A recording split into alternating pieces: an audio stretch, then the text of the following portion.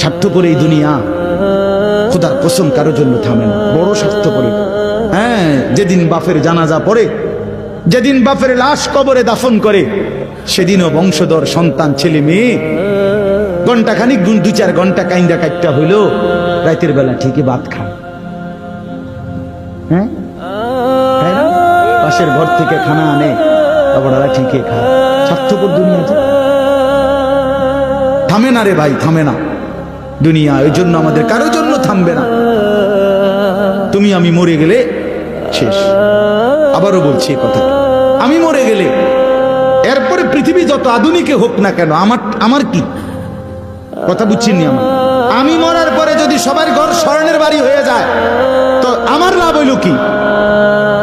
আমার মৃত্যুর পরে যদি সব মানুষ আধুনিক হইয়া সাঁদের দেশেও জায়গা, আমার ফায়দা কি? আমি তো না, আমি তো মরে গেলাম। যে কবরে চলে গেল সে কি আর ফিরে আসবে?